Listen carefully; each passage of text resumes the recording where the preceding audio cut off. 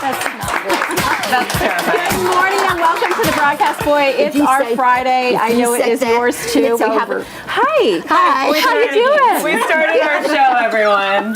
They often start the show before I actually officially start the show, which is great. We started talking. We were like running out, getting ready, so like we're all half ready, putting eyeliner on while y'all are watching the opening. Yeah, it's been one of those days so far, which I hope it turns around. Jesus, take the wheel. Yeah. So the abortion bill, we knew that this would be huge news.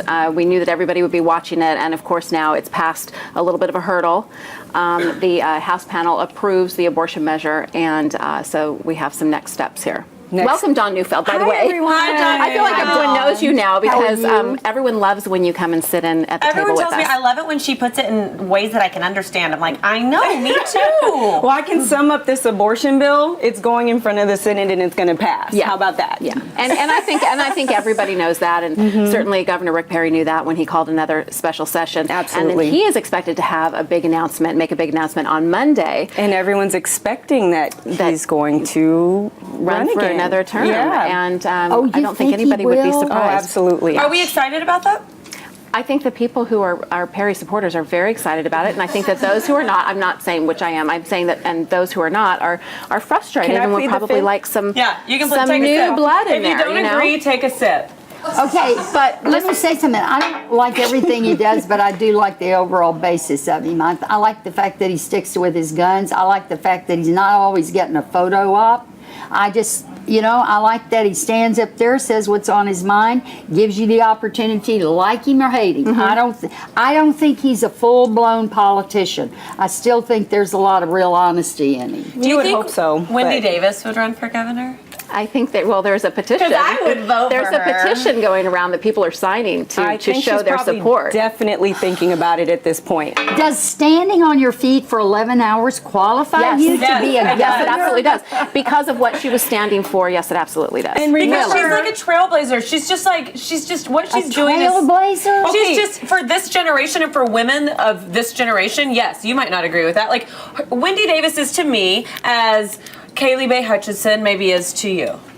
And remember, she doesn't just stand for abortion. When she last did this whole filibuster thing, she saved millions of dollars for education in this state. They were getting ready to slash that education budget, and because of her filibuster, they didn't. And so she's not just the abortion woman. Right. You know, And let me add just things. another layer to this too. What I respect and admire about her is that she was a teen mother.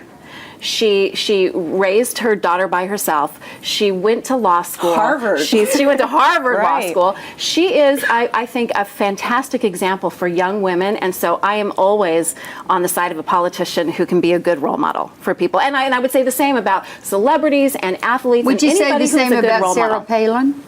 Would I say the same about Sarah Palin? I don't know. I mean, as far as okay. I don't know that I would say the same about her. I Let really me just don't. say something, because I want to break this down so I understand it. She's Sarah married. She's married. She's not doing anything on her own. She's a governor.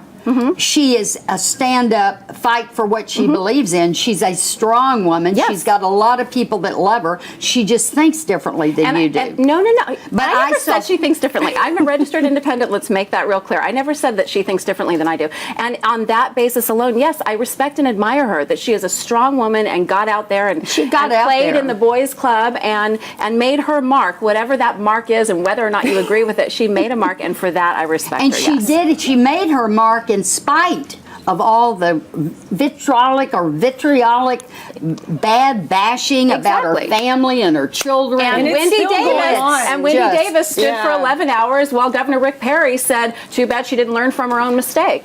Right. So, same thing. I think strong women, no matter what side of any argument they are on, I respect and admire them. I think we can all agree to that. Amen. Yeah, I do, and I think it's important that we don't look at the side they're on. We just look at the side that the fact that they're standing up for what they believe in. Yes, and that's then we impressive. don't And crucify. That's why I would them. You know invite what I'm I would saying? invite more people to change their party affiliation to independent, because it gives you a chance to look at the Both candidate, sides. not the party.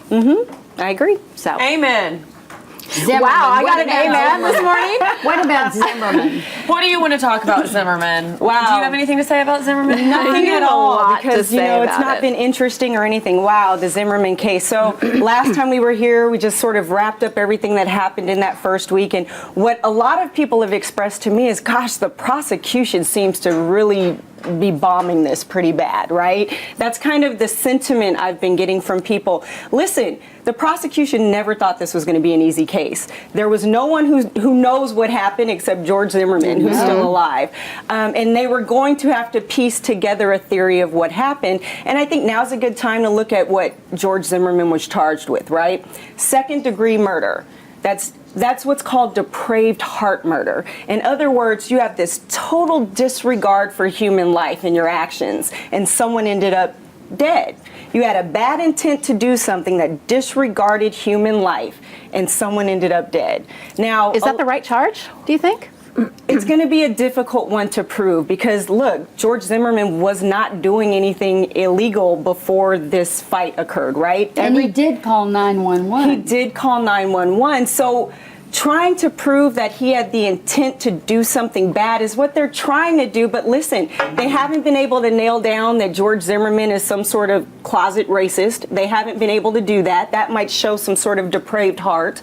And they just haven't been able to do that yet. But what happens in Florida is you have these lesser included defenses. So people are starting to really talk about manslaughter here. And manslaughter is when you didn't necessarily have the intent to do something bad, but something bad happened. And that's possible. Can the jury decide on a lesser charge? Yes. Okay. So when they go in, when closing arguments are done, they will be read jury instructions. They will get the second-degree murder instruction, and they will get the lesser offenses, one of those being manslaughter. And I think they'll have a better chance trying to figure that one out. You know, the thing, though, that is so amazing to me is I don't think there's anything anybody there can say that will prove beyond a reasonable doubt. And therein lies the problem. Yeah. And it's literally going to come down to what this jury believes. So even if they're able to prove manslaughter, which to me seems like it would be a good case for it. You know, there's this altercation and someone ends up dying. Someone should be held accountable.